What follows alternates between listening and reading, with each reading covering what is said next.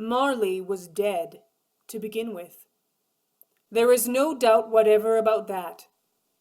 The register of his burial was signed by the clergyman, the clerk, the undertaker, and the chief mourner. Scrooge signed it. Old Marley was as dead as a doornail. Scrooge knew he was dead. Of course he did. How could it be otherwise? Scrooge and he were partners for I don't know how many years. Scrooge was his sole executor, his sole administrator, his sole assign, his sole residuary legatee, his sole friend, and his sole mourner. But Scrooge never painted out old Marley's name. There it stood years afterwards above the warehouse door, Scrooge and Marley. Sometimes people new to the business called Scrooge Scrooge, and sometimes Marley, but he answered to both names. It was all the same to him.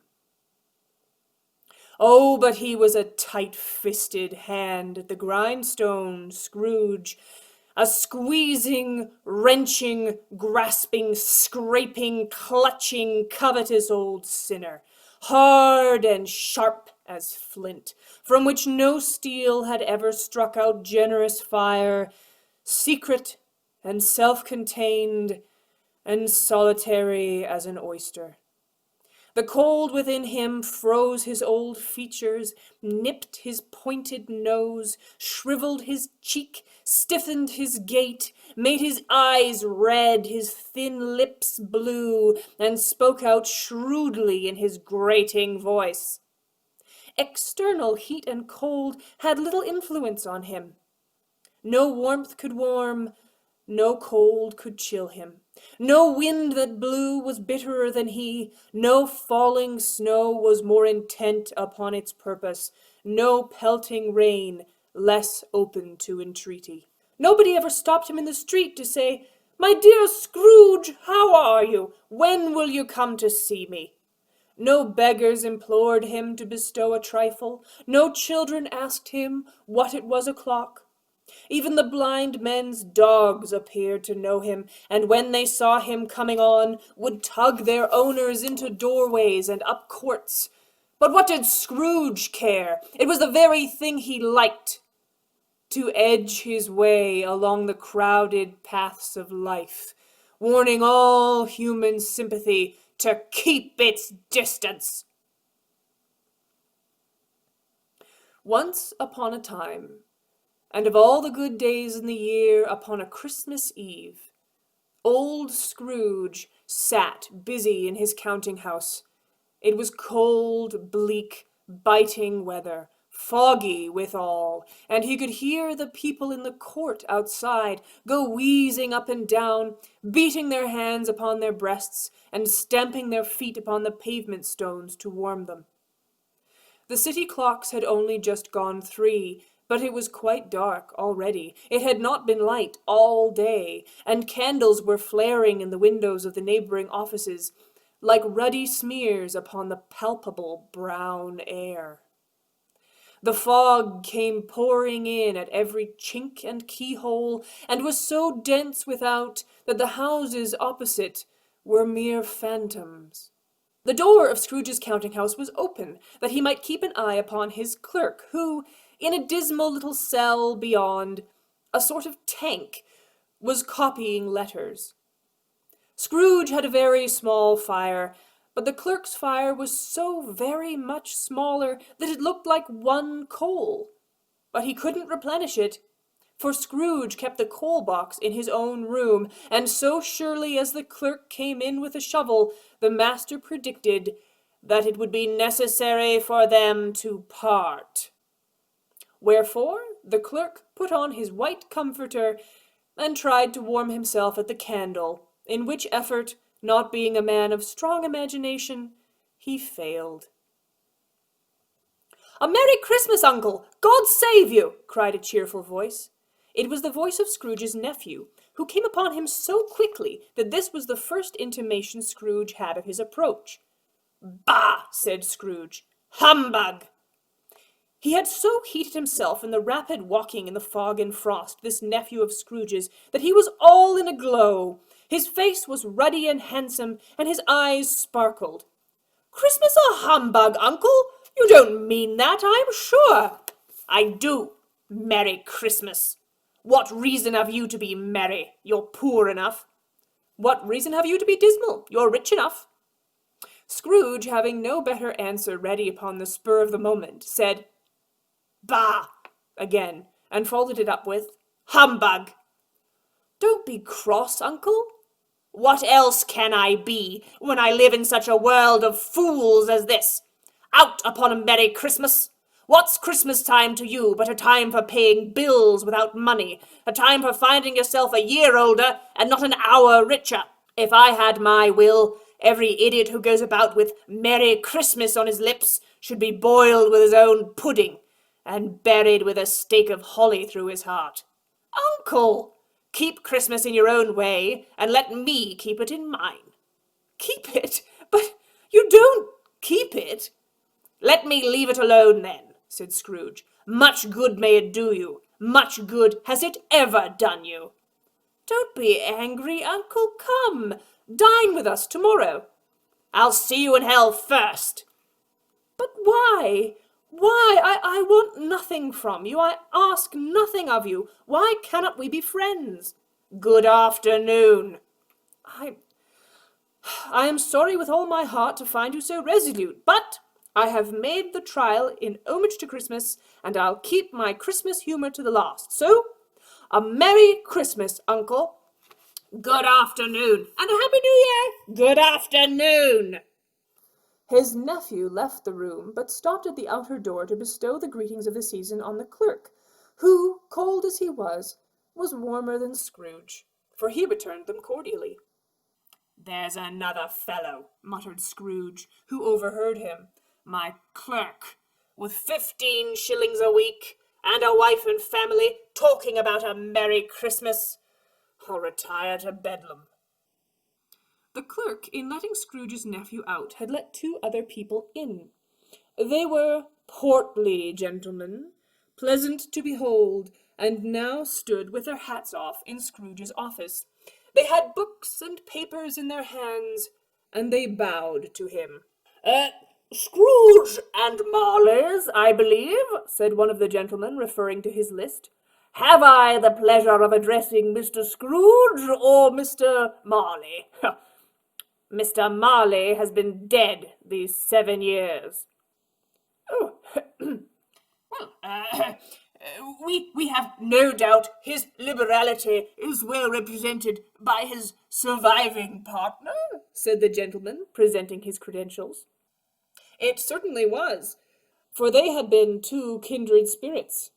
At the ominous word liberality, Scrooge frowned and shook his head and handed the credentials back.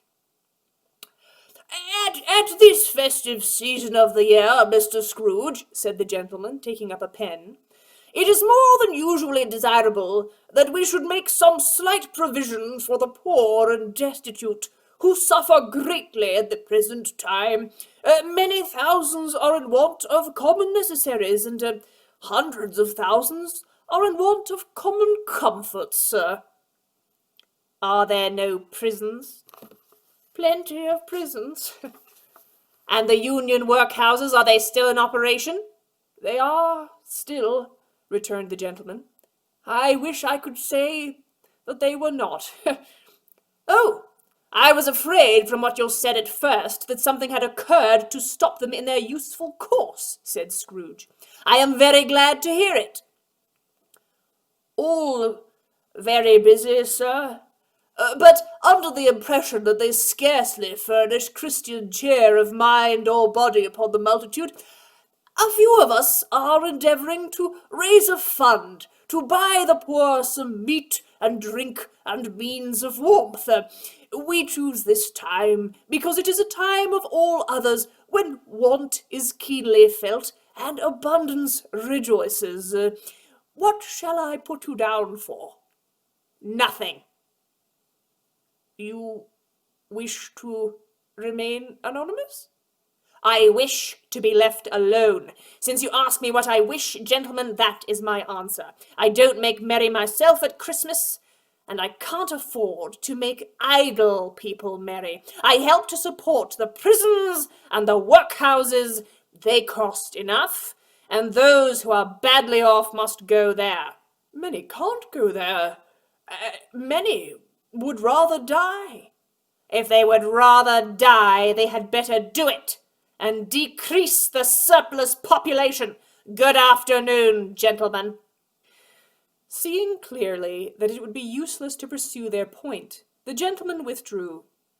Scrooge resumed his labors with an improved opinion of himself, and the fog and the darkness thickened so that people ran about with flaring torches, proffering their services to go before horses and carriages and conduct them on their way.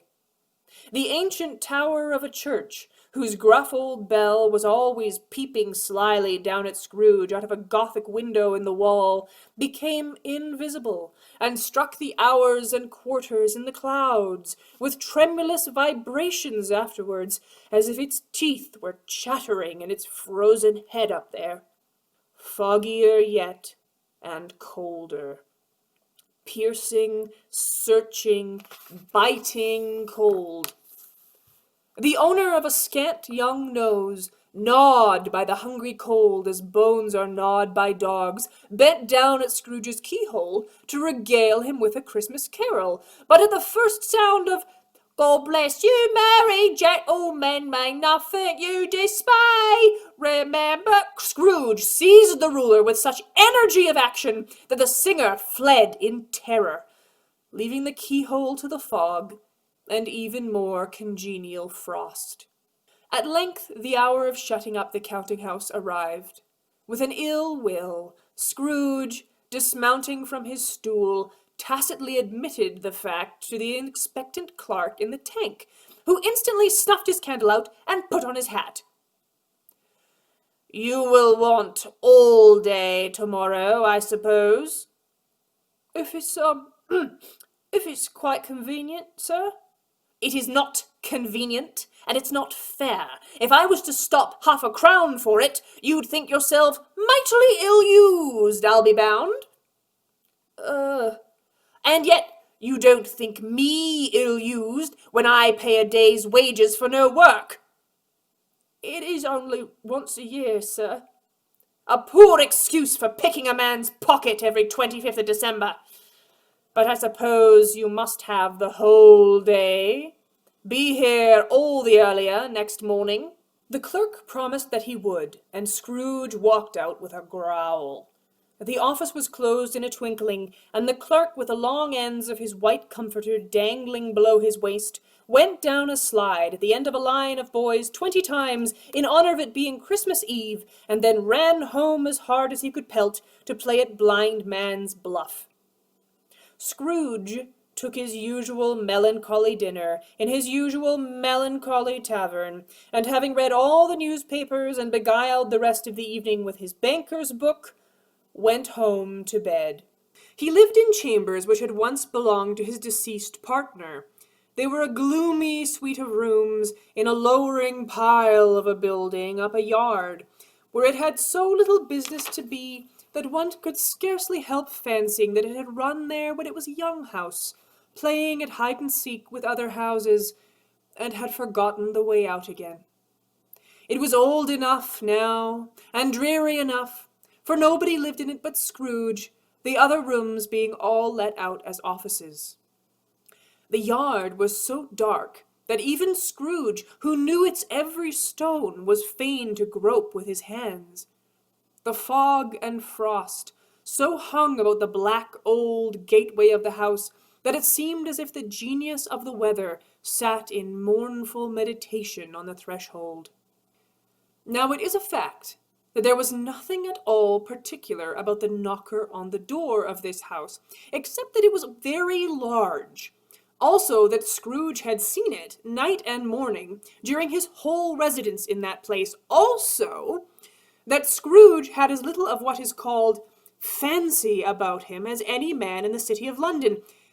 And yet, let any man explain to me, if he can, how it happened to be that Scrooge, having his key in the lock of the door, saw in the knocker, without its undergoing any intermediate process of change, not a knocker, but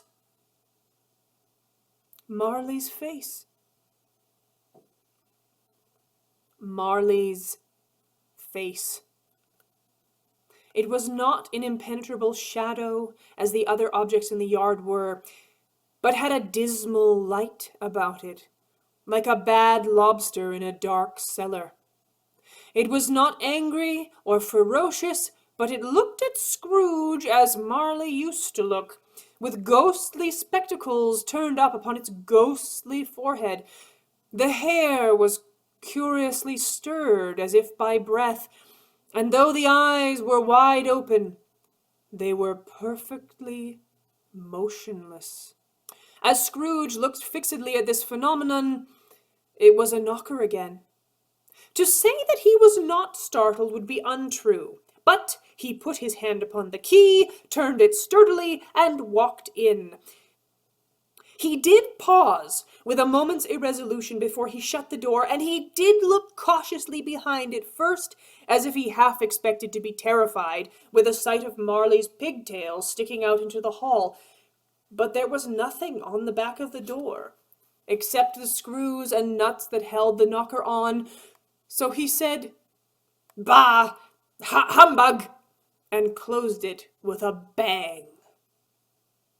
The sound resounded through the house like thunder. Every room above, and every cask in the wine merchant's cellars below, appeared to have a separate peal of echoes of its own. Scrooge was not a man to be frightened of echoes. He fastened the door, and walked across the hall and up the stairs. Up Scrooge went, slowly, too, trimming his candle, not caring a button for its being very dark. Darkness is cheap, and Scrooge liked it. But before he shut his heavy door, he walked through his rooms to see that all was right. He had just enough recollection of the face to desire to do that. Sitting room, bedroom, lumber room, all as they should be. Nobody under the table, nobody under the sofa, nobody under the bed, nobody in the closet, nobody in his dressing gown, which was hanging up in a suspicious attitude against the wall. Quite satisfied, he closed his door and locked himself in. Double locked himself in, which was not his custom. Thus secured against surprise, he took off his cravat, put on his dressing gown and slippers and his nightcap, and sat down before the very low fire to take his gruel.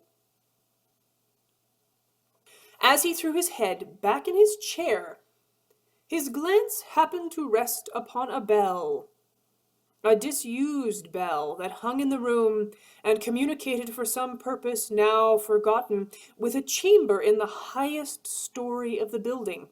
It was with great astonishment and with a strange, inexplicable dread that, as he looked, he saw this bell begin to swing.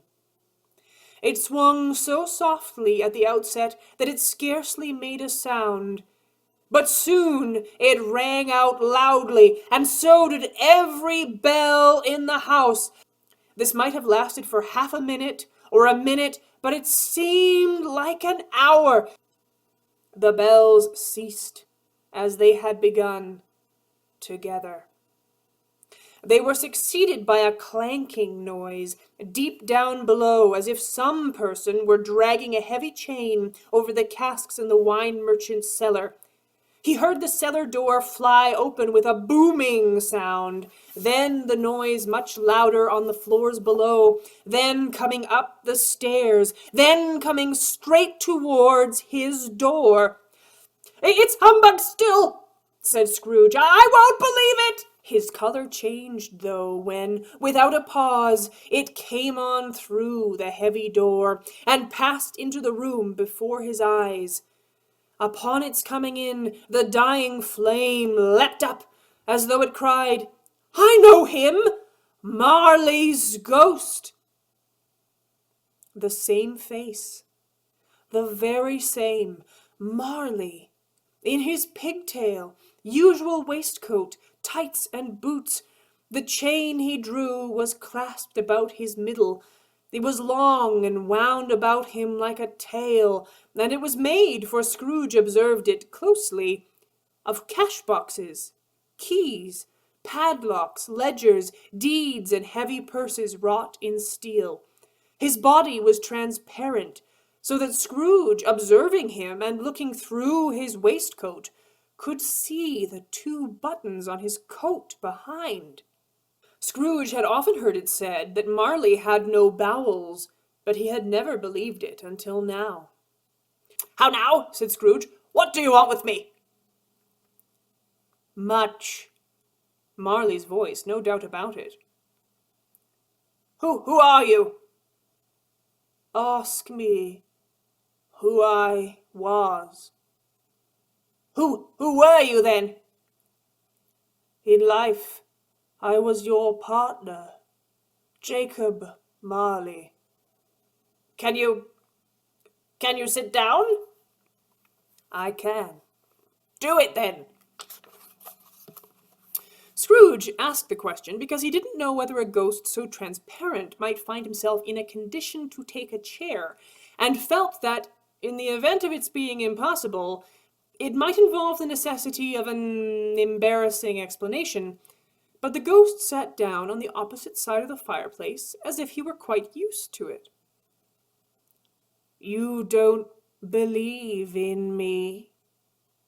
"I don't." "Why do you doubt your senses?" Because a little thing affects them. A slight disorder of the stomach makes them cheat. You may be an undigested bit of beef, a blot of mustard, a crumb of cheese, a fragment of an underdone potato. There's more of gravy than of grave about you, whatever you are." Scrooge was not much in the habit of cracking jokes, nor did he feel by any means waggish then. The truth is that he tried to be smart as a means of distracting his own attentions and keeping down his horror. But how much greater was his horror when, the phantom taking off the bandage around its head, as if it were too warm to wear indoors, its lower jaw dropped down upon its breast. Scrooge fell upon his knees and clasped his hands before his face. "Mercy!" he said.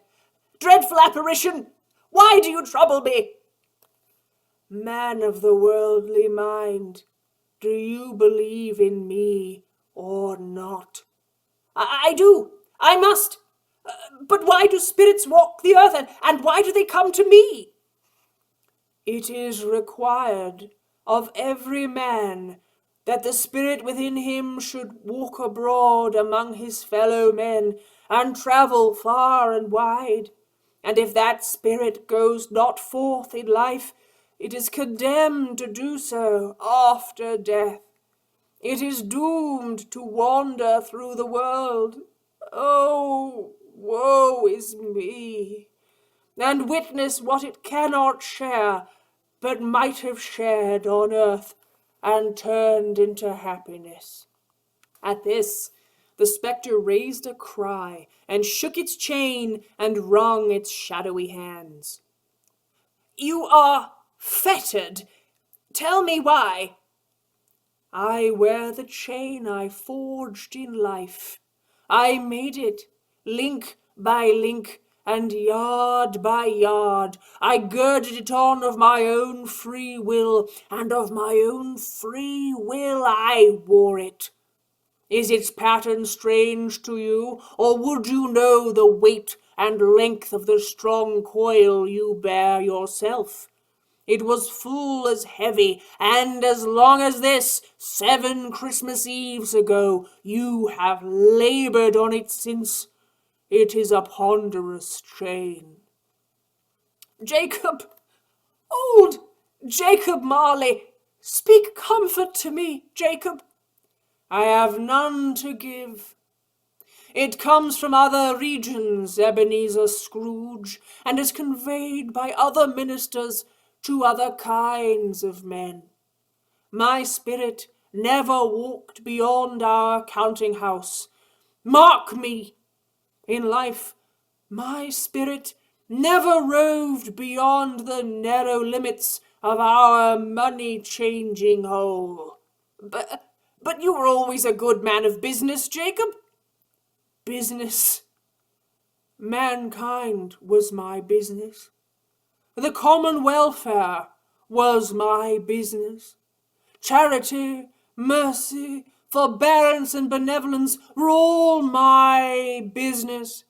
The dealings of my trade were but a drop of water in the comprehensive ocean of my business.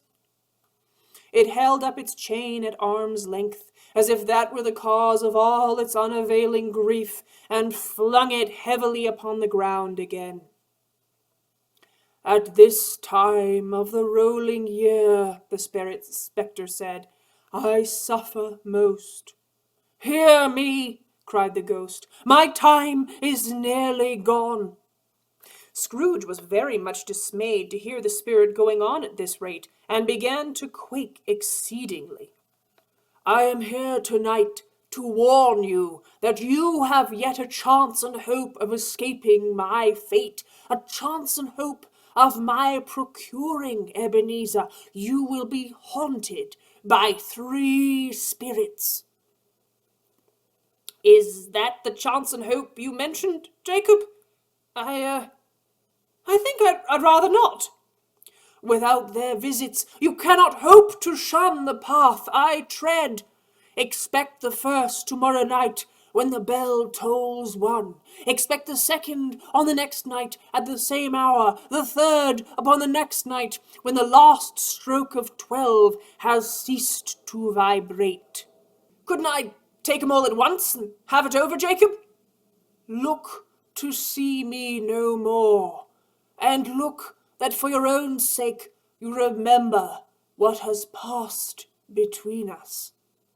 The spectre walked backward from him, and every step it took the window raised itself a little, so that, when the apparition reached it, it was wide open. It beckoned Scrooge to approach, which he did. When they were within 2 paces of each other, Marley's ghost held up its hand, warning him to come no nearer. Scrooge stopped, not so much in obedience as in surprise and fear, for at the raising of the hand he became sensible of confused noises in the air, incoherent sounds of lamentation and regret, wailings inexpressibly sorrowful and self-accusatory. The spectre, after listening for a moment, joined in the mournful dirge, and floated out upon the bleak, dark night. Scrooge closed the window, and examined the door by which the ghost had entered. It was double locked, as he had locked it with his own hands, and the bolts were undisturbed. Scrooge tried to say, hum, but stopped at the first syllable. And being, from the emotion he had undergone, or his glimpse of the invisible world, or the lateness of the hour, much in need of repose, he went straight to bed, and fell asleep upon the instant. The first of the 3 spirits. When Scrooge awoke, it was so dark that looking out of bed he could scarcely distinguish the transparent window from the opaque walls of his chamber. He was endeavoring to pierce the darkness with his ferret eyes, when the chimes of a neighboring church struck the 4 quarters. So he listened for the hour. To his great astonishment, the heavy bell went on from 6 to 7, and from 7 to 8, and regularly all the way up to 12, then stopped. 12! It was past 2 when he went to bed. Why, this is impossible, said Scrooge, that I can have slept through a whole day and far into another night. It is impossible that anything has happened to the sun, and this is 12 at noon. The idea being an alarming one, he scrambled out of bed and groped his way to the window. He was obliged to rub the frost off with the sleeve of his dressing gown before he could see anything, and he could see very little then. All he could make out was that it was still very foggy and extremely cold, and that there was no noise. Scrooge went to bed again, and thought and thought, and thought it over, and could make nothing of it. The more he thought, the more perplexed he was, and the more he endeavored not to think, the more he thought, until suddenly the church clock tolled a deep, dull, hollow, melancholy 1. Light flashed up in the room upon the instant, and the curtains of his bed were drawn aside, and Scrooge, starting up into a half-recumbent attitude, found himself face to face with the unearthly visitor who drew them. It was a strange figure, like a child, yet not so like a child as like an old man, viewed through some supernatural medium which gave it the appearance of being diminished to a child's proportions. Its hair, which hung about its neck and down its back, was white, as if with age, and yet the face had not a wrinkle in it. Its legs and feet, most delicately formed, were, like those upper members, bare. It wore a tunic of the purest white, and round its waist was bound a lustrous belt, the sheen of which was beautiful. It held a branch of fresh green holly in its hand, and in contradiction of this wintry emblem, had its dress trimmed with summer flowers. But the strangest thing about it was, that from the crown of its head there sprung a bright, clear jet of light, by which all this was visible. Are you the spirit whose coming was foretold to me?" "I am." "Who and what are you?" "I am the ghost of Christmas past." "Long past?" "No, your past." "What business brings you here?" "Your welfare." "I am much obliged, but a night of unbroken rest would have been more conducive to that end." "Your reclamation, then. Take heed." It put out its strong hand as it spoke, and clasped him gently by the arm. "Rise, and walk with me." It could have been in vain for Scrooge to plead that the weather and the hour were not adapted to pedestrian purposes, that he was clad but lightly in his slippers, dressing gown, and nightcap. The grasp was not to be resisted. He rose, but finding that the spirit made toward the window, clasped its robe in supplication. I am mortal and liable to fall." "Bear but a touch of my hand, there," said the spirit, laying it upon his heart, "and you shall be upheld in more than this." As the words were spoken, they passed through the wall, and stood upon an open country road, with fields on either hand. The city had entirely vanished. Not a vestige of it was to be seen. The darkness and the mist had vanished with it, and it was a clear, cold winter day, with snow upon the ground.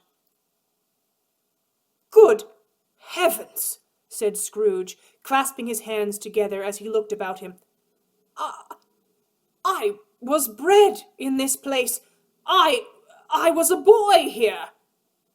The spirit gazed upon him mildly. He was conscious of 1,000 odors floating in the air, each one connected with 1,000 thoughts and hopes and joys and cares long, long forgotten. "You recollect the way?" "Remember it? I could walk it blindfold." "Strange to have forgotten it for so many years. Let us go on." They walked along the road, Scrooge recognizing every gate and post and tree, until a little market town appeared in the distance, with its bridge, its church, and winding river. They left the high road by a well-remembered lane, and soon approached a mansion of dull red brick, with a little cupola on the top and a bell hanging in it. The school is not quite deserted. A solitary child, neglected by his friends, remains there still. It was a large house, but one of broken fortunes, for the spacious offices were little used. Their walls were damp and mossy, their windows broken, and their gates decayed. Entering the dreary hall, and glancing through the open doors of many rooms, they found them ill-furnished, cold and vast. There was an earthy savour in the air, a chilly bareness in the place, which spoke somehow of too much getting up by candlelight, and not too much to eat. They went, the ghost and Scrooge, across the hall, and through a door which disclosed a long, bare, melancholy room, made barer still by lines of plain deal forms and desks. At one of these a lonely boy was reading by a feeble fire, and Scrooge sat down upon a form, and looked upon his poor forgotten self, as he had used to be. I wish, Scrooge muttered, putting his hand in his pocket and looking about him. But it's too late now. What is the matter? Asked the spirit. Nothing. There was a boy singing a Christmas carol at my door last night. I should like to have given him something, that's all. The ghost smiled thoughtfully and waved its hand, saying as it did so, "Let us see another Christmas." Scrooge's former self grew larger at the words, and the room became a little darker and more dirty. The panels shrunk, the windows cracked, fragments of plaster fell out of the ceiling, and there he was, alone again, when all of the other boys had gone home for the holidays. He was not reading now, but walking up and down despairingly. Scrooge looked at the ghost, and with a mournful shaking of his head, glanced anxiously towards the door. The door opened, and a little girl, much younger than the boy, came darting in and threw her arms about his neck. "Dear brother, I've come to bring you home, Ebenezer, to bring you home for ever and ever. Oh, Father is so much kinder than he used to be. He spoke to so kindly to me that I wasn't afraid to ask if you might come home, and he said yes, and he sent me in a coach to bring you, and we're to be together all the Christmas long and to have the merriest time in the world." She began to drag him in her childish eagerness toward the door, and he, nothing loath to go, followed her.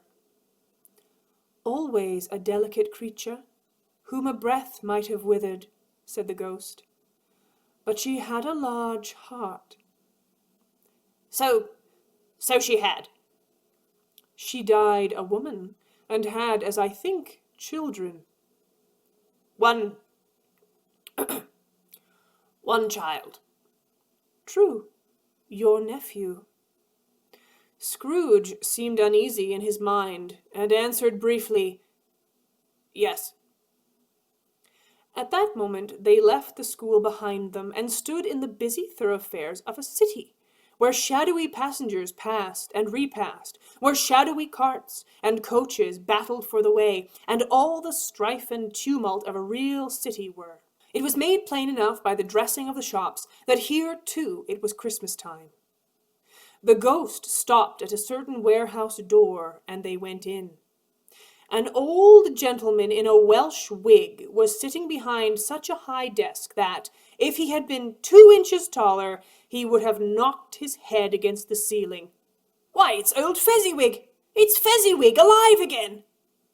Old Fezziwig laid down his pen, and looking up at the clock, he rubbed his hands, adjusted his capacious waistcoat, and called out, "Yo-ho there, Ebenezer, Dick!" Scrooge's former self, now a young man, came briskly in, accompanied by his fellow apprentice. "Why, it's Dick Willikins, to be sure!" "Yo-ho, my boys! No more work tonight! Christmas Eve, Dick! Christmas, Ebenezer! Let's have the shutters up before a man can say Jack Robinson! Clear away, my lads! Let's have lots of room here!" It was done in a minute. Every movable was packed off, the floor was swept and watered, the lamps were trimmed, fuel was heaped upon the fire, and the warehouse was as snug and warm and dry and bright a ballroom as you would desire to see upon a winter's night. In came a fiddler with a music book, and went up to the lofty desk and made an orchestra of it, and tuned like 50 stomach aches. In came Mrs. Fezziwig, one vast, substantial smile. In came the 3 Miss Fezziwigs, beaming and lovable. In came the 6 young suitors whose hearts they broke. In came all the young men and women employed in the business. In came the housemaid with her cousin the baker. In came the cook with her brother's particular friend the milkman. In they all came, one after another, some shyly, some boldly, some gracefully, some awkwardly. In they all came, anyhow and everyhow. There were dances, and there were forfeits, and more dances, and there was cake, and there was a great piece of cold roast, and there was a great piece of cold boiled, and there were mince pies, and plenty of beer. But the great effect of the evening came when the fiddler struck up Sir Roger de Coverley.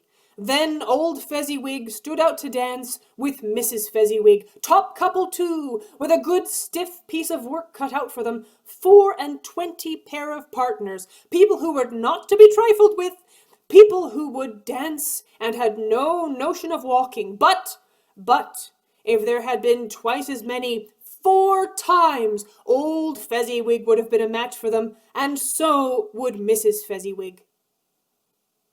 When the clock struck 11, this domestic ball broke up. Mr. and Mrs. Fezziwig took their stations, one on either side of the door, and, shaking hands with every person individually as he or she went out, wished him or her a Merry Christmas. When everyone had retired but the 2 apprentices, they did the same to them, and thus the cheerful voices died away, and the 2 boys were left to their beds, which were under a counter in the back of the shop. "A small matter," said the ghost, "to make these silly folk so full of gratitude. He has spent but a few pounds of your mortal money, 3 or 4 perhaps." "It isn't that," said Scrooge, heated by the remark, and speaking unconsciously like his former, not his latter self. "He had the power to make our service light or burdensome, a pleasure or a toil. Say that his power lies in words and looks, in things so slight that it is impossible to count them up still. The happiness he gives is quite as great as if it costs a fortune." He felt the spirit's glance and stopped. "What is the matter?" asked the ghost. "Nothing particular," said Scrooge. "Something, I think," the ghost insisted. "No," said Scrooge. No. I should like to be able to say a word or 2 to my clerk just now. That's all." His former self turned down the lamps as he gave utterance to the wish, and Scrooge and the ghost again stood side by side in the open air. "My time grows short. Quick." This was not addressed to Scrooge or to anyone that he could see, but it produced an immediate effect, for again he saw himself. He was older now, a man in the prime of his life. His face had not the harsh and rigid lines of later years, but there was an eager, greedy, restless motion in the eye, which showed the passion that had taken root, and where the shadow of the growing tree would fall. He was not alone, but sat by the side of a fair young girl in a mourning dress, in whose eyes there were tears. "It matters little," she said softly. "To you, very little. Another idol has displaced me, and if it can comfort you in time to come, as I would have tried to do, I have no just cause to grieve." "What idol has displaced you?" "A golden one." "This is the even-handed dealing of the world. There is nothing on which it is so hard as poverty, and yet there is nothing it professes to condemn so much as the pursuit of wealth." "You fear the world too much. I have seen your nobler aspirations fall off one by one, until the master passion, gain, engrosses you. Have I not?" What then? He retorted.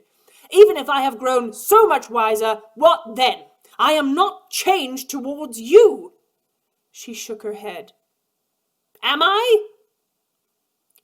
Our contract is an old one. It was made when we were both poor and content to be so, until, in good season, we could improve our worldly fortune by our patient industry. You are changed. When it was made, you were another man.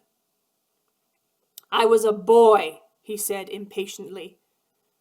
Your own feeling tells you that you were not what you are, she returned. I am. That which promised happiness when we were one in heart is fraught with misery now that we are two. How often and how keenly have I thought of this, I will not say. It is enough that I have thought of it and can release you.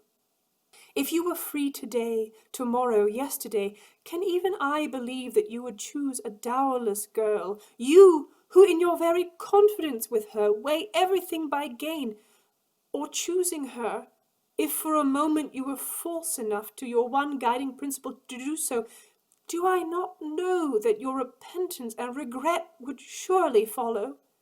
I do, and I release you, with a full heart, for the love of him you once were.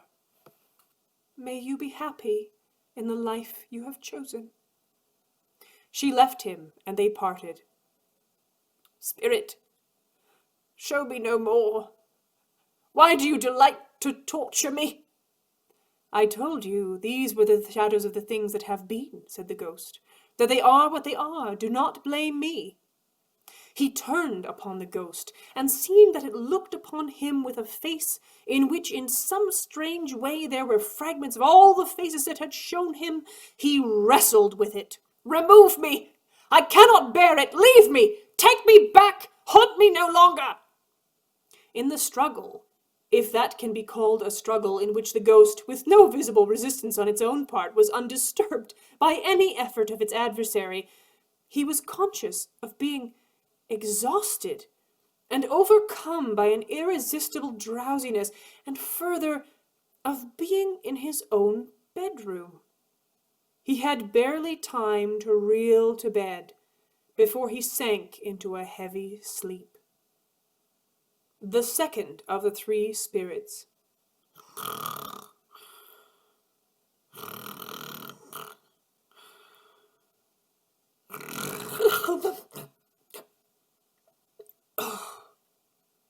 Awaking in the middle of a prodigiously tough snore, and sitting up in bed to get his thoughts together, Scrooge had no occasion to be told that the bell was again upon the stroke of 1. He felt that he was restored to consciousness in the right nick of time, but finding that he turned uncomfortably cold when he began to wonder which of his curtains this new spectre would draw back, he put them every one aside with his own hands, and lying down again, established a sharp lookout all around the bed. Now, being prepared for almost anything, he was not by any means prepared for nothing. And consequently, when the bell struck 1 and no shape appeared, he was taken with a violent fit of trembling. 5 minutes, 10 minutes, a quarter of an hour went by, yet nothing came. All this time he lay upon his bed, the very core and center of a blaze of ruddy light, which, being only light, was more alarming than a dozen ghosts, as he was powerless to make out what it meant. At last, however, he began to think that the source and secret of this ghostly light might be in the adjoining room, from whence, on further tracing it, it seemed to shine. This idea taking full possession of his mind, he got up softly and shuffled in his slippers to the door. It was his own room. There was no doubt about that, but it had undergone a surprising transformation. The walls and ceiling were so hung with living green that it looked a perfect grove, from every part of which bright berries glistened.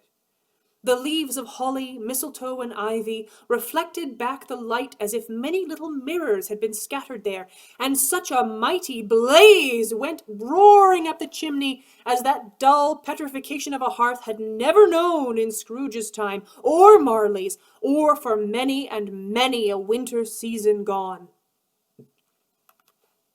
Heaped upon the floor, to form a kind of throne, were turkeys, geese, game, great joints of meat, suckling pigs, long wreaths of sausages, mince pies, plum puddings, barrels of oysters, red hot chestnuts, cherry-cheeked apples, juicy oranges, luscious pears, immense cakes, and seething bowls of punch that made the chamber dim with their delicious steam.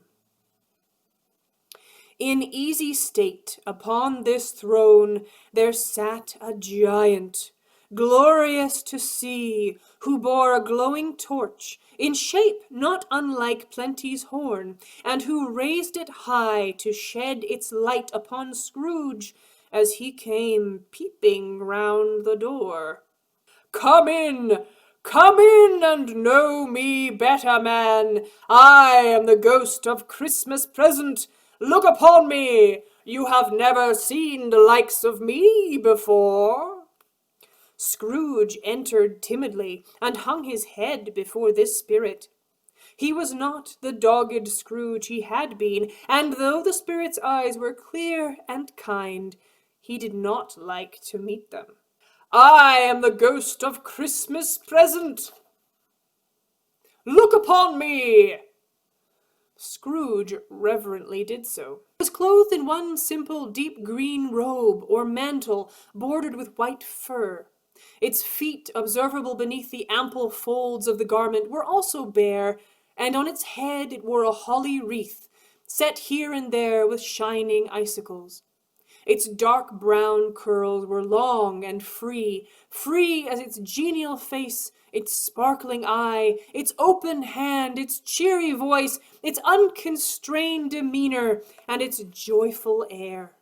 Girded round its middle was an antique scabbard, but no sword was in it, and the ancient sheath was eaten up with rust. "You have never seen the likes of me before," exclaimed the spirit. "Never," Scrooge made answer to it. "Have never walked forth with the younger members of my family, meaning, for I am very young, my elder brothers, born in these later years." I don't think that I have. I'm afraid I have not. Have you had many brothers, spirit?" "More than 1,800. A tremendous family to provide for." The spirit of Christmas present rose. "Touch my robe." Scrooge did as he was told, and held it fast. All vanished instantly, and they stood in the city streets upon a snowy Christmas morning. The sky was gloomy, and the shortest streets were choked up with a dingy mist, whose heavier particles descended in a shower of sooty atoms, as if all the chimneys in Great Britain had, by one consent, caught fire. There was nothing very cheerful in the climate or the town, yet there was an air of cheerfulness abroad that the clearest summer air and brightest summer sun might have endeavored to diffuse in vain. Scrooge and the ghost went on, invisible, into the suburbs of the town. It was a remarkable quality of the ghost that, notwithstanding his gigantic size, he could accommodate himself to any place with ease, and that he stood beneath a low roof quite as gracefully as he could have done in any lofty hall. And perhaps it was the spirit's sympathy with all poor men that led him straight to Scrooge's clerks. For there he went, and took Scrooge with him, holding to his robe, and on the threshold of the door the spirit smiled, and stopped to bless Bob Cratchit's dwelling with the sprinklings of his torch. Mrs. Cratchit, dressed out but poorly in a twice-turned gown, but brave in ribbons, which are cheap and make a goodly show for sixpence, laid the cloth, assisted by Belinda Cratchit, second of her daughters, also brave in ribbons, while Master Peter Cratchit plunged a fork into the saucepan of potatoes. And now 2 smaller Cratchits, boy and girl, came tearing in, screaming that outside the baker's they had smelt the goose, and they had known it for their own, and basking in luxurious thoughts of sage and onion, these young Cratchits danced about the table, while Peter Cratchit blew the fire until the slow potatoes, bubbling up, knocked loudly at the lid to be let out and peeled. "Whatever has got your precious father, then, and your brother Tiny Tim, and Martha weren't as late last Christmas Day by half an hour?" "Here's Martha, mother!" cried the 2 young Cratchits. "Hurrah! There's such a goose, Martha!" "Why, bless your heart alive, my dear, how late you are!" said Mrs. Cratchit, kissing her a dozen times, and taking off her shawl and bonnet for her. "We'd a great deal of work to finish up last night," replied the girl, "and had to clear away this morning, mother." "Well, never you mind so long as you're come," said Mrs. Cratchit. "Sit you down before the fire, my dear, and have a warm." No, there's father coming," cried the 2 young Cratchits, who were everywhere at once. "Hide, Martha, hide!" So Martha hid herself, and in came little Bob, the father, with at least 3 feet of comforter, exclusive of the fringe, hanging down before him, and his threadbare clothes darned and brushed to look seasonable, and Tiny Tim upon his shoulder. Alas for Tiny Tim! He bore a little crutch, and had his limbs supported by an iron frame. "Why, where's our Martha?" cried Bob Cratchit, looking around. "Not coming." "Not coming?" said Bob. "Not coming upon Christmas Day?" Martha didn't like to see him disappointed, if it were only in joke, so she came out prematurely from behind the closet door and ran into his arms, while the 2 young Cratchits hustled Tiny Tim and bore him off to the wash-house, that he might hear the pudding singing in the copper. "And how did little Tim behave?" asked Mrs. Cratchit, when Bob had hugged his daughter to his heart's content.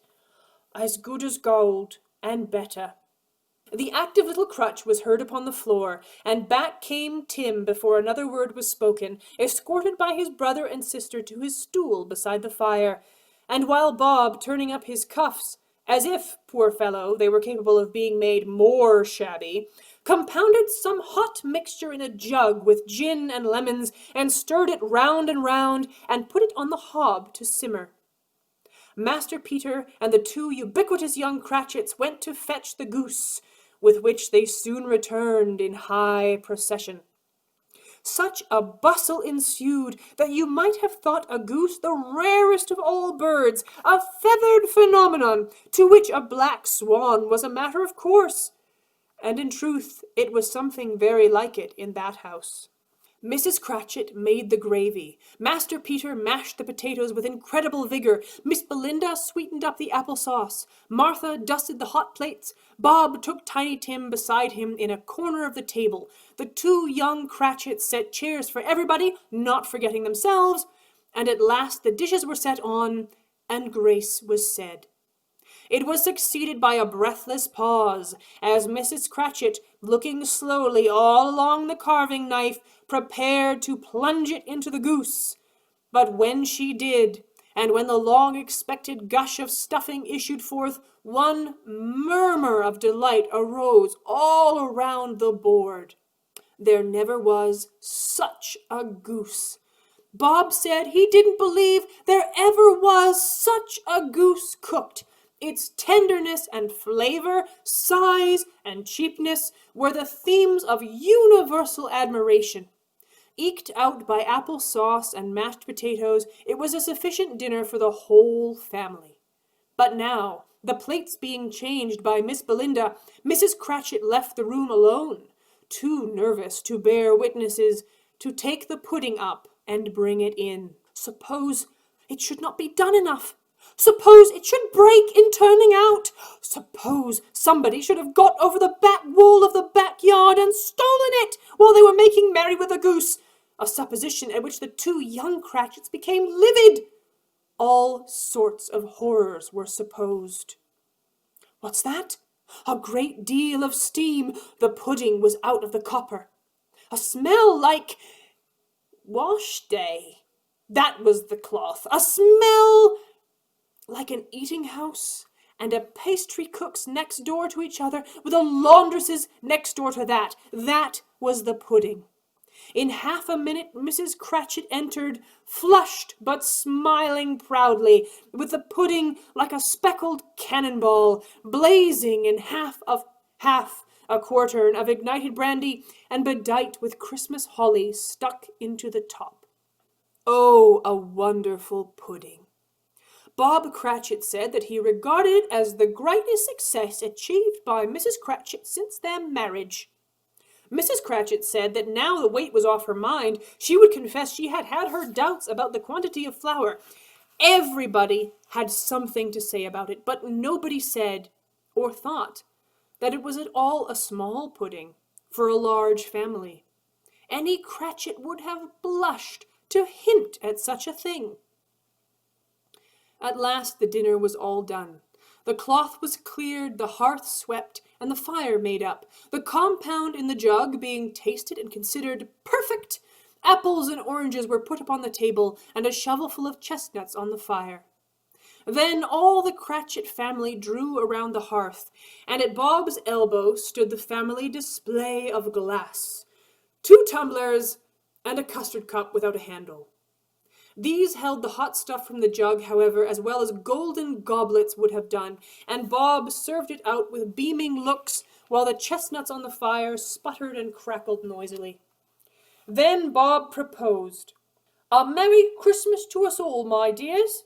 God bless us," which all the family re-echoed.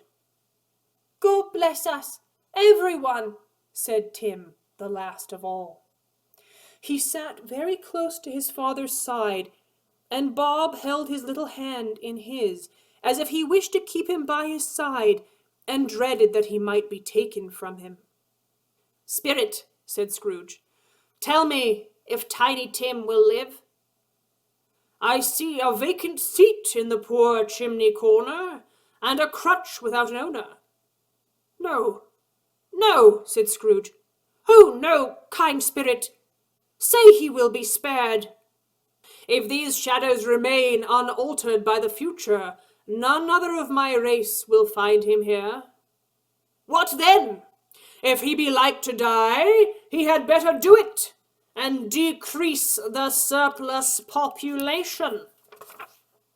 Scrooge hung his head to hear his own words quoted by the spirit. "Man," said the ghost, "forbear that wicked cant until you have discovered what the surplus is and where it is. Will you decide what men shall live and what men shall die? It may be that in the sight of heaven you are more worthless and less fit to live than millions like this poor man's child." Scrooge bent before the ghost's rebuke, and trembling cast his eyes upon the ground. But he raised them speedily on hearing his own name. "Mr. Scrooge," said Bob. "I give you Mr. Scrooge, the founder of the feast." "The founder of the feast, indeed!" cried Mrs. Cratchit. "I wish I had him here. I'd give him a piece of my mind to feast upon, and I hope he'd have a good appetite for it." "My dear," said Bob, "the children. Christmas Day."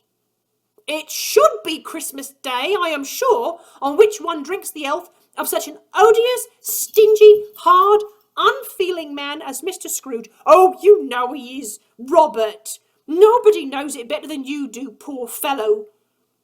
I'll drink his health for your sake and for the day's, not for his. Long life to him, a Merry Christmas and a Happy New Year. He'll be very merry and very happy, I have no doubt." The children drank the toast after her, but it had no heartiness in it. Scrooge was the ogre of the family, and the mention of his name cast a dark shadow on the party for full 5 minutes. After it had passed away, they were 10 times merrier than before, from the mere relief of Scrooge the baleful being done with. Martha, who was a poor apprentice at a milliner's, then told them what kind of work she had to do, and how many hours she worked at a stretch, and how she had seen a countess and a lord some days before, and how the lord was much about as tall as Peter, at which Peter blushed and pulled up his collars so high you couldn't have seen his head if you had been there. All this time the chestnuts in the jug went round and by they had a song about a lost child travelling in the snow from Tiny Tim, who had a plaintive voice and sang it very well indeed. There was nothing of high mark in this. They were not a handsome family. They were not well dressed. Their shoes were far from being waterproof. Their clothes were scanty, but they were happy, grateful, pleased with one another, and contented with the time. And when they faded, Scrooge had his eye upon them, and especially upon Tiny Tim, until the last. By this time it was getting dark, and snowing pretty heavily, and as Scrooge and the Spirit went along the streets, the brightness of the roaring fires and kitchens, parlors, and all sorts of rooms was wonderful. The very lamplighter who ran on before, dotting the dusky street with specks of light, and who was dressed to spend the evening somewhere, laughed out loudly as the Spirit passed, though he little kenned that he had any company but Christmas. And now, without a word of warning from the ghost, they stood upon a bleak and desert moor, where monstrous masses of rude stone were cast about, as though it were the burial place of giants, and nothing grew but moss and furze and coarse, rank grass. Down in the west the setting sun had left a streak of fiery red, which glared upon the desolation for an instant, like a sullen eye, and frowning lower yet, was lost in the thick gloom of darkest night. "What place is this?" asked Scrooge. "A place where miners live, who labor in the bowels of the earth," returned the Spirit. "But they know me. See!" A light shone from the window of a hut, and swiftly they advanced towards it. Passing through the wall of mud and stone, they found a cheerful company assembled round a glowing fire. An old man and woman, with their children and their children's children, and another generation beyond that, all decked out gaily in their holiday attire. The old man, in a voice that seldom rose above the howling of the wind upon the barren waste, was singing them a Christmas song. It had been a very old song when he was a boy, and from time to time they all joined in the chorus. What do you think you're doing? The Spirit did not tarry here, but bade Scrooge hold his robe, and passing on above the moor, sped out to sea. Built upon a dismal reef of sunken rocks, some league or so from shore, on which the waters chafed and dashed the wild year through, there stood a solitary lighthouse. Great heaps of seaweed clung to its base, and storm birds, born of the wind, one might suppose, as seaweed of the water, rose and fell about it, like the waves they skimmed. But even here, two men who watched the light had made a fire that through the loophole in the thick stone wall shed out a ray of brightness on the awful sea. Joining their horny hands over the rough table at which they sat, they wished each other Merry Christmas in their can of grog. Again the ghost sped on, above the black and heaving sea, on, until being far away from any shore, they lighted on a ship. They stood beside the helmsman at the wheel, the lookout in the bow, the officers who had the watch, dark ghostly figures in their several stations, but every man among them hummed a Christmas tune, or had a Christmas thought, or remembered those he cared for at a distance, and had known that they delighted to remember him. It was a great surprise to Scrooge, as this scene vanished, to hear a hearty laugh. It was a much greater surprise to Scrooge to recognize it as his own nephew's, and to find himself in a bright, dry, gleaming room, with the Spirit standing smiling by his side, and looking at that same nephew. "He said that Christmas was a humbug, as I live!" cried Scrooge's nephew. "He believed it, too." "More shame for him, Fred," said Scrooge's niece indignantly. "He's a comical old fellow," said Scrooge's nephew. "That's the truth, and not so pleasant as he might be. However, his offences carry their own punishment, and I have nothing to say against him. Who suffers by his ill whims? Himself, always. Here he takes it into his head to dislike us, and he won't come and dine with us, and what's the consequence? He loses some pleasant moments that could do him no harm. I am sure he loses pleasanter companions than he can find in his own thoughts, either in his mouldy old office or his dusty chambers. I mean to give him the same chance every year, whether he likes it or not, for I pity him. He may rail at Christmas till he dies, but he can't help thinking better of it if he finds me going there in good temper year after year and saying, 'Uncle Scrooge, how are you?' If it only puts him in the vein to leave his poor clerk £50, that's something. And I think I shook him yesterday." It was their turn to laugh now at the notion of his shaking Scrooge. Then they embarked on a game called Yes and No, where Scrooge's nephew had to think of something and the rest must find out what, he only answering to their questions yes or no, as the case was. He was thinking of an animal. A live animal? Yes. Does it growl or grunt? Yes. Does it live in Africa? No. London, then? Yes. Is it a disagreeable animal? Yes. Does it walk in the streets? Yes. Is it made a show of? No. A horse? No. A bear? No. A tiger? No. A bull? A cat? A pig? A dog? No, no, no. At last the plump sister cried out, "I have found it out! I know what it is!" "What is it?"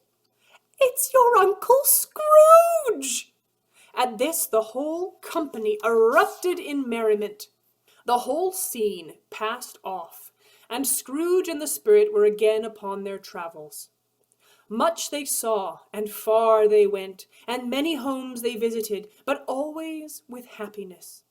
The spirit stood beside sick beds, and they were cheerful, on foreign lands, and they were close at home, by struggling men, and they were patient in their greater hope, by poverty, and it was rich, in almshouse, hospital, and jail, in misery's every refuge, where vain man in his little brief authority had not made fast the door and barred the spirit out, he left his blessing. It was a long night. It was strange, too, that while Scrooge remained unaltered, the ghost grew older, clearly older.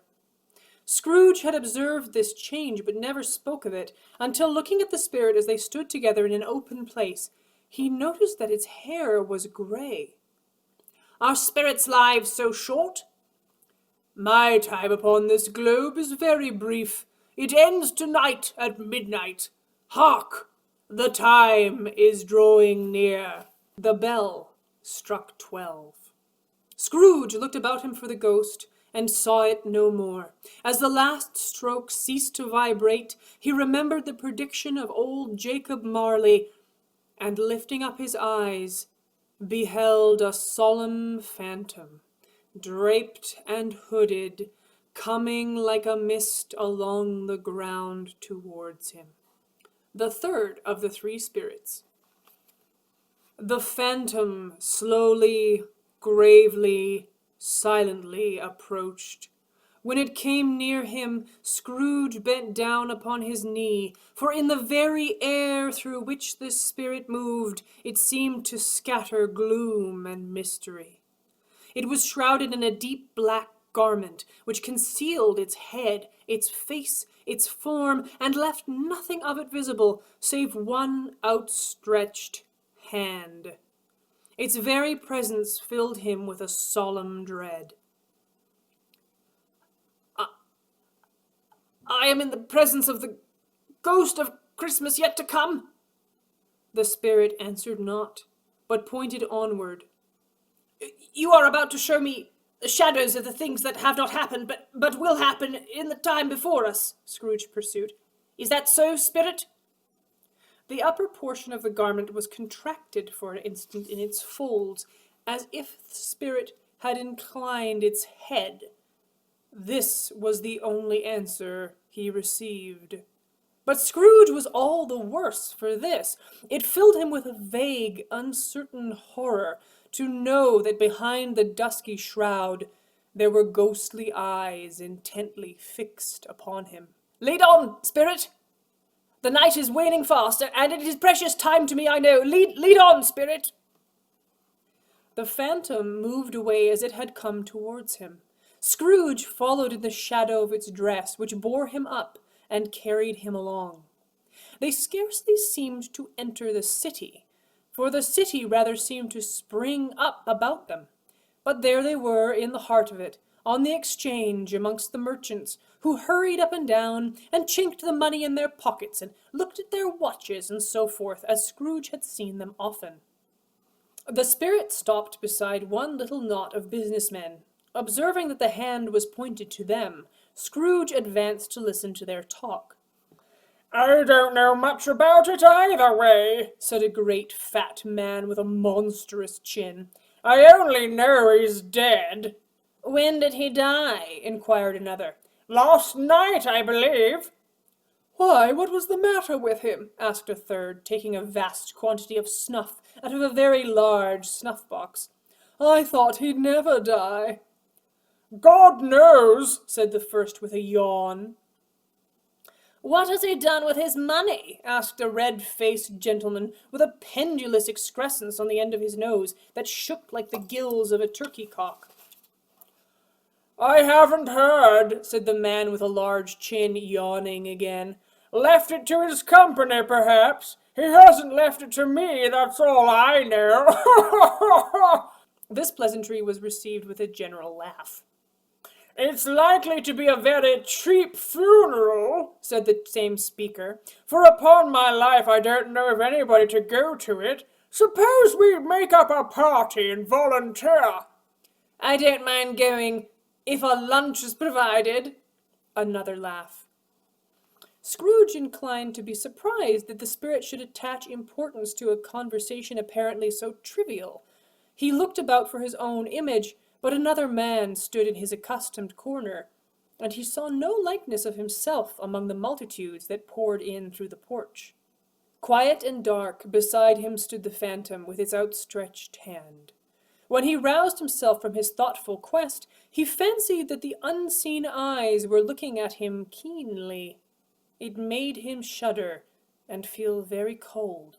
But now they left this busy scene and went into an obscure part of the town, where Scrooge had never been before, although he recognized its situation. The ways were foul and narrow, the shops and houses wretched, the people half naked, drunken, slipshod. The straggling streets reeked with crime, with filth, and misery.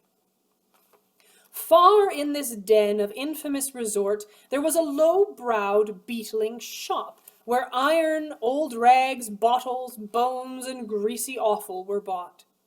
Upon the floor within were piled up heaps of rusty keys, nails, chains, hinges, files, scales, weights, and refuse iron of all kinds.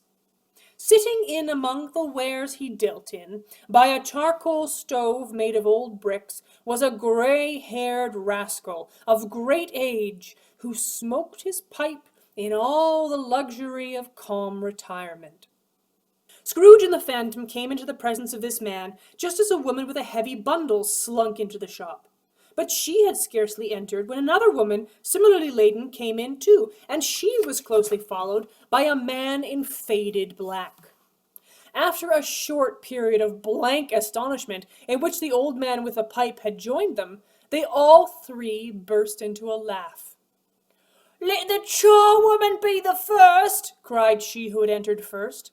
"Let the laundress be the second, and let the undertaker's man be the third. Look here, old Joe, here's a chance, if we haven't all three met here without meaning it."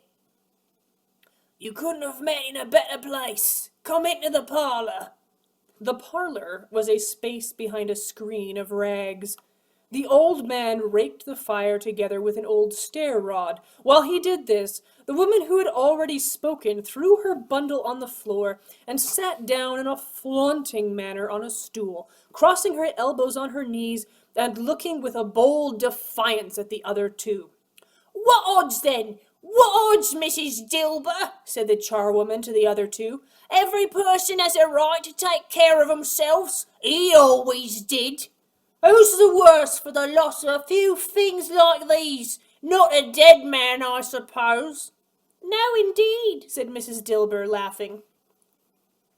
"If we wanted to keep him after he was dead, wicked old screw, why wasn't he natural in his lifetime? If he had been, he'd have had somebody to look after him when he was struck with death, instead of lying gasping out his last there by himself." "It's the truest word that ever was spoke," said Mrs. Dilber. "It's a judgment on him." "I wish it was a little heavier judgment," replied the woman. "And it should have been, you may depend on it, if I could have laid my hands on anything else. Open that bundle, old Joe, and let me know the value of it." But her friends would not allow of this, and the man in faded black produced his plunder. It was not extensive: a pencil case, a pair of sleeve buttons, and a brooch of no value at all. They were appraised by old Joe, who chalked the sums he was disposed to give for each upon the wall. Mrs. Dilber was next. Sheets and towels, a little wearing apparel, 2 old-fashioned silver teaspoons, a pair of sugar tongs, and a few boots. Her account was stated on the wall in the same manner. "And now, undo my bundle, Joe."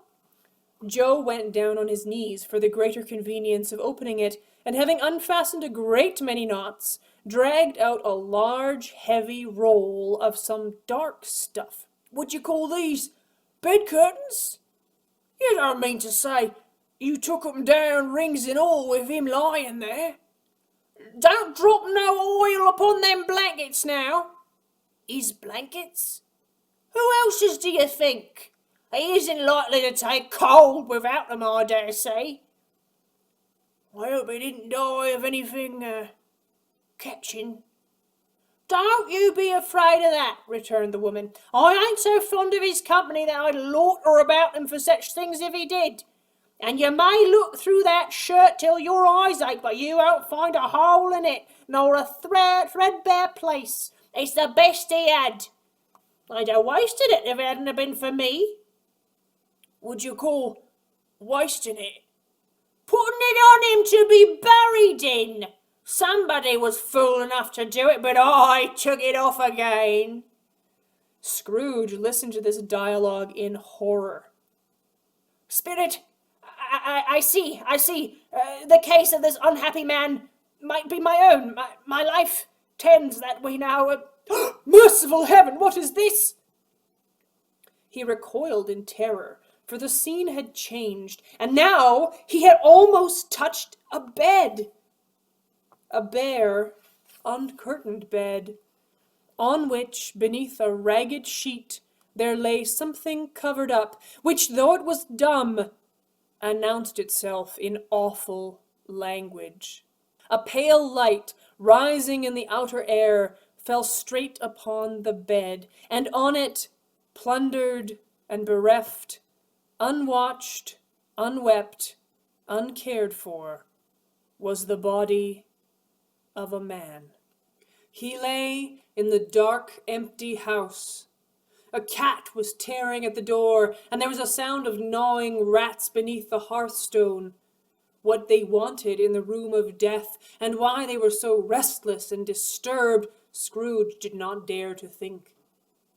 "Spirit," he said, "this is a fearful place. In leaving it, I shall not leave its lesson. Trust me. Let me see some tenderness connected with a death," said Scrooge. "Or that dark chamber, Spirit, which we left just now, will be forever present to me." The ghost conducted him through several streets, and they entered poor Bob Cratchit's house, and found the mother and the children seated around the fire. Quiet. Very quiet. The noisy little Cratchits were as still as statues in one corner, and sat looking up at Peter, who had a book before him. The mother and her daughters were engaged in needlework, but surely they were quiet. The mother laid her work upon the table and put her hand up to her face. "Colour hurts my eyes. It makes them weak by candlelight, and I wouldn't show weak eyes to your father when he comes home for all the world. It must be near his time, but I think he's walked a little slower than he used these few last evenings." They were very quiet again. I have known him walk with Tim upon his shoulder very fast indeed, but then he was light to carry, and his father loved him so that it was no trouble. Oh, and here is your father at the door." She hurried out to meet him, and little Bob in his comforter came in. His tea was ready for him upon the stove, and they all tried who should help him to it most. Then the two young Cratchits got up on his knees, and each laid a little cheek against his face, as if to say, "Don't mind it, father. Don't be grieved." Bob was cheerful with them, and spoke pleasantly to all the family. He looked at the work upon the table, and praised the industry and speed of Mrs. Cratchit and the girls. They should be done long before Sunday, he said. Then Mrs. Cratchit said, "You went today, then, Robert?" "Yes, my dear. I wish you could have gone. It would have done you good to see how green a place it is. But you'll see it often. I promised him that we would walk there on a Sunday." "My little child, my little child." He couldn't help it. If he could have helped it, he and his child would have been farther apart perhaps than they were. He left the room and went upstairs into the room above, which was lighted cheerfully and hung with Christmas. There was a chair set close beside the child, and there were signs of someone having been there lately. Poor Bob sat down in it, and when he had thought a little and composed himself, he kissed the little face. He was reconciled to what had happened, and went down again. "Spectre," said Scrooge. "Spectre," said Scrooge. "Something informs me that our parting moment is at hand. I know it, but I know not how." The ghost of Christmas yet to come made no reply, but conveyed him as before until they reached an iron gate, a churchyard. Here, then, the wretched man whose name he had yet to learn lay underneath the ground. It was a worthy place, walled in by houses, overrun by grass and weeds, the growth of vegetation's death, not life, choked up with too much burying. The spirit stood among the graves and pointed down to one. "Before I draw nearer, answer me one question.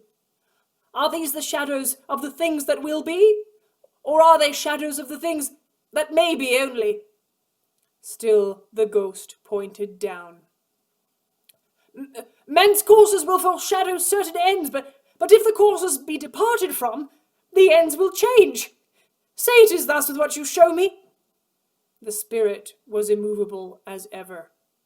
Scrooge crept towards it, trembling as he went, and following the finger, read upon the stone of the neglected grave his own name.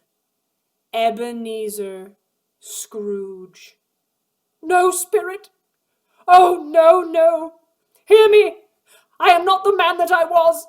Why show me this, if I am past all hope? Assure me that I may yet change these shadows you have shown me. I will honor Christmas in my heart and try to keep it all the year. I will live in the past and the present and the future. I will not shut out the lessons that they teach. Oh, tell me that I may wash away the writing on this stone." In his agony he caught the spectral hand. It sought to free itself, but he was strong in his entreaty and detained it. The spirit, stronger yet, repulsed him. Holding up his hands in a last prayer to have his fate reversed, he saw an alteration in the phantom's hood and dress. It shrunk, collapsed, and dwindled down into a bedpost. Yes, and the bedpost was his own. The bed was his own. The room was his own. The bed curtains were his own. They are not torn down. They are not torn down, rings and all. They are here. I am here. I don't know what to do, cried Scrooge, laughing and crying in the same breath. I was light as a feather. I was happy as an angel. I was merry as a schoolboy. A Merry Christmas to everybody. A Happy New Year to all the world. He was checked in his transports by the churches ringing out the lustiest peals he had ever heard. Running to the window, he opened it and put out his head. No fog, no mist, no night, bright, clear, stirring, golden day, heavenly sky, sweet, fresh air, merry bells. Oh, glorious, glorious! Scrooge called downward to a boy in Sunday clothes. Well, what's today? Eh? What's today, my fine fellow? Today? Why, it's Christmas Day. It's Christmas Day. I haven't missed it.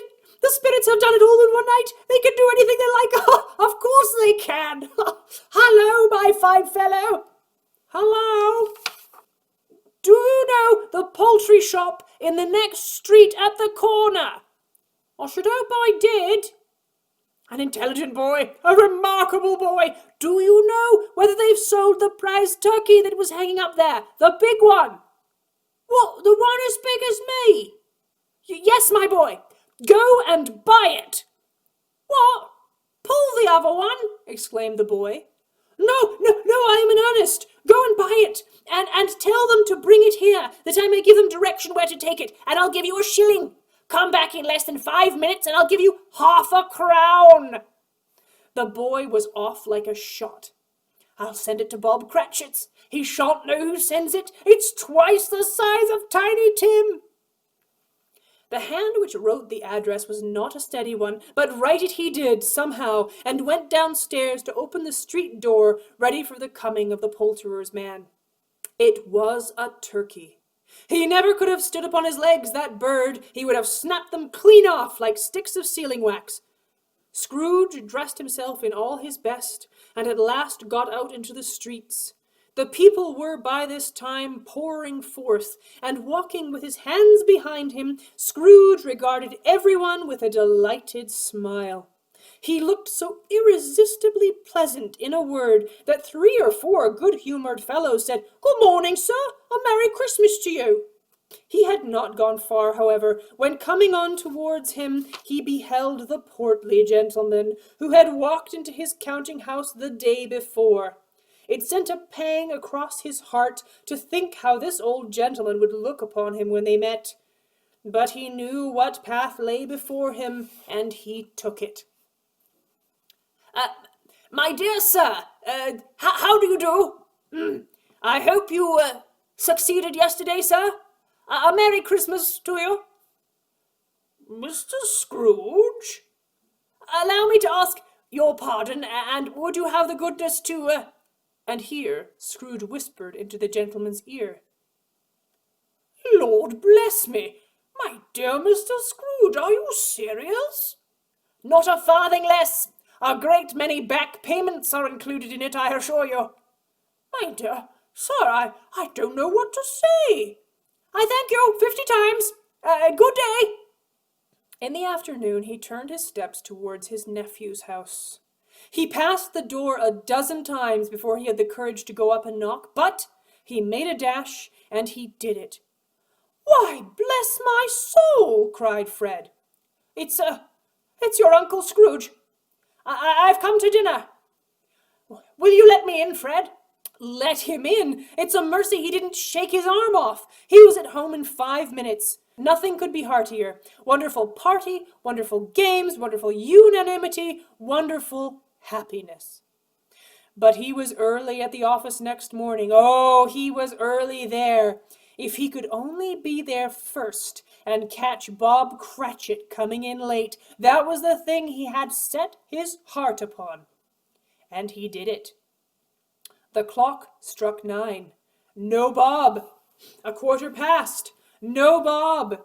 He was a full 18 minutes and a half behind his time. Scrooge sat with his door wide open that he might see him come into the tank. Bob's hat was off before he opened the door, his comforter too. He was on his stool in a jiffy, driving away with his pen as if he was trying to overtake 9 o'clock. "Hello," growled Scrooge, "and what do you mean by coming here at this time of day?" "I'm very sorry, sir. I'm behind my time." "Yes, I think you are. Step this way, if you please." "It's only once a year, sir. It shall not be repeated. I was making rather merry yesterday, sir." "Now I'll tell you what, my friend. I am not going to stand this sort of thing any longer, and therefore I'm about to raise your salary." Bob trembled and got a little nearer to the ruler. He had a momentary idea of knocking Scrooge down with it and calling to the people in the court outside for help and a straitjacket. "A Merry Christmas, Bob. A Merry Christmas than I have given you for many a year. I'll raise your salary and endeavor to assist your struggling family. Make up the fires, and we shall discuss your affairs this very afternoon over a Christmas bowl of smoking bishop, Bob Cratchit." Scrooge was better than his word. He did it all and infinitely more. And to Tiny Tim, who did not die, he was as a second father. He became as good a friend, as good a master, and as good a man as the good old city knew, or any other good old city, town, or borough in the good old world. Some people laughed to see the alteration in him, but his own heart laughed, and that was quite enough for him. It was always said of him that he knew how to keep Christmas well, if any man alive possessed the knowledge. May that be truly said of us, and all of us. And so, as Tiny Tim observed, God bless us, every one.